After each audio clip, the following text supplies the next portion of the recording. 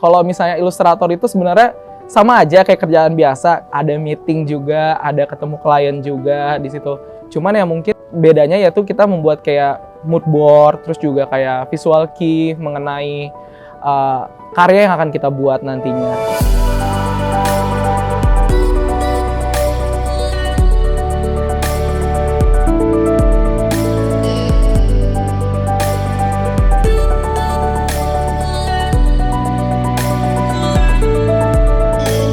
Halo semuanya, nama gue Refli, bisa dikenal di Instagram Refli, umur gue 23 tahun, dan gue adalah seorang ilustrator.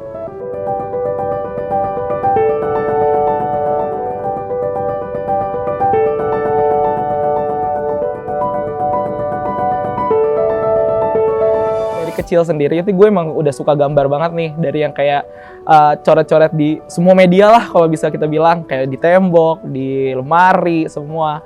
Dan akhirnya dari kecil itu gue udah nyokap bokap gue udah tahu kalau gue emang suka gambar. Akhirnya masuk ke SMP, skill gambar gue tuh mulai sedikit agak hilang karena gue lebih fokus ke making film gitulah pokoknya.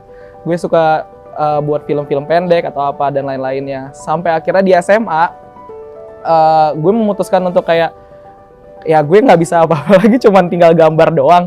Ya udah kayak waktu anak-anak lainnya pada serius-serius nyari kuliahan, kayak pengen kuliah di mana sih gitu. Sedangkan gue juga masih bingung gitu, kayak gue pengen kuliah di mana. Nah disitulah kayak gue akhirnya ketemu sama teman-teman dari media sosial dan juga komunitas. Dan di situ kayak gue baru tahu kalau sebenarnya di kuliahan tuh ada yang jurusan seni rupa, DKV dan lain-lainnya. Nah dari situ sih akhirnya gue memutuskan untuk memilih seni rupa sebagai subjek kuliah gue. Dan akhirnya semenjak gue kuliah, gue ambil seni rupa. Di tahun 2020, akhirnya gue mulai memfokuskan diri gue untuk bisa lebih ke pekerjaan yang lebih profesional lagi. Karena emang lagi pandemi juga kan awal-awal itu. Nah disitulah gue mikir kayak, kayaknya ini momen gue deh yang tepat deh untuk bisa masuk ke dunia yang lebih profesional dan belajar lagi.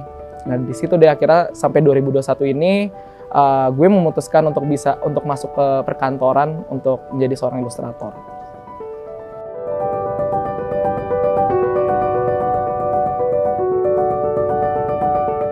Jadi gue ngambil freelance juga, pekerjaan kantor juga. Karena apa? Karena menurut gue kayak ya itu yang gue suka gitu loh, kayak gambar itu menurut gue salah satu hiburan serta tempat gue untuk mencari uang. Jadi kayak menurut gue di saat gue emang lagi mumet untuk kerjaan kantor, gue bisa menghibur diri gue dengan menggambar bebas. Karena kan kerjaan kantor sama kerjaan freelance gue itu cukup berbeda ya. Karena gue harus lebih profesional di kerjaan kantor. Jadi menurut gue kerjaan freelance itu salah satu tempat refreshing gue di kala gue mumet kerjaan kantor.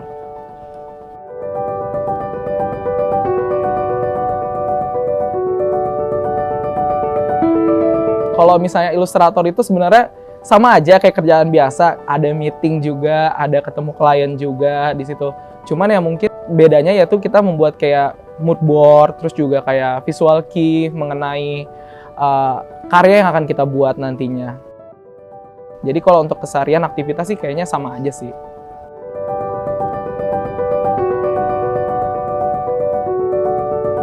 Kalau misalnya kantor sendiri kan biasanya ada waktu tertentu ya, kayak misalnya dari jam 9 sampai jam 6, itu sudah ditetapkan. Kalau misalnya freelance-nya sendiri, cukup fleksibel sih, gimana lo-nya sendiri. Kayak misalnya, gue ini tipikal yang bisa kerja malam, soalnya di kerjaan siang tuh gue ada kerjaan kantor, dan gue emang lebih banyak otak gue pakai untuk kayak berpikir, untuk mencari ide tuh di malam hari. Jadi, mostly gue gunakan waktu malam hari itu untuk kayak berkarya atau enggak ngerjain freelance gue gitu.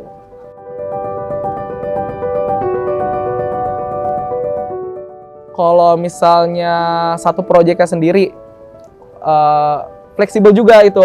Karena kan kayak kita nggak tahu nih bagaimana cara kayak kita berkomunikasi sama klien kita, terus juga bagaimana klien kita ini punya revisi juga gitu loh. Itu sangat berpengaruh sih sama nantinya durasi yang pengerjaan karyanya itu. Gue sangat tidak mementingkan alat itu sebagai prioritas utama untuk berkarya. Kenapa? Karena menurut gue sendiri alat itu hanya membantu kita sebagai ilustrator itu untuk bisa menciptakan suatu karya tuh lebih cepat gitu loh. Jadi nggak akan berpengaruh dengan bagusnya karya lo itu. Dan karena untuk ngebagusin karya lo itu lo harus belajar. Jadi emang skill itu adalah kunci utama sih. Skill itu bisa aja dari kayak mempelajari hal-hal dasarnya, kayak misalnya penentuan warna, terus juga anatomi, dan juga fundamental-fundamental dasar lainnya.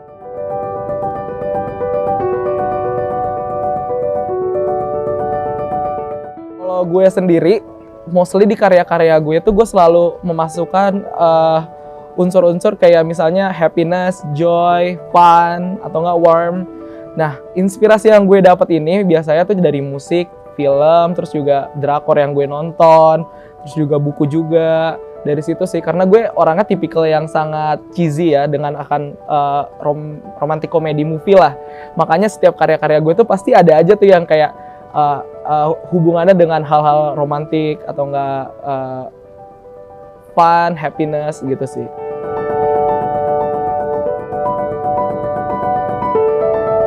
Menurut gue tuh semua kerjaan emang banyak ya kesulitannya, tapi di ilustrator sendiri sebenarnya kesulitan itu yang pertama, mungkin kalau dari pengalaman gue pribadi, gue ini masuk ke dalam dunia profesional ini benar-benar clueless, karena di saat itu tuh kayak gue bingung, kayak gue harus nanya kemana, terus juga gue harus berkomunikasi sama siapa.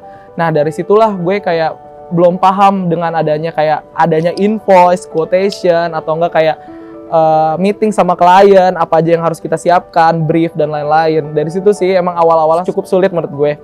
Tapi akhirnya karena gue udah mulai keseringan sampai tahun ini, akhirnya gue mulai paham dan lebih mudah untuk bisa tangkep apa sih yang klien pengen beriin ke gue, terus apa yang mereka mau juga.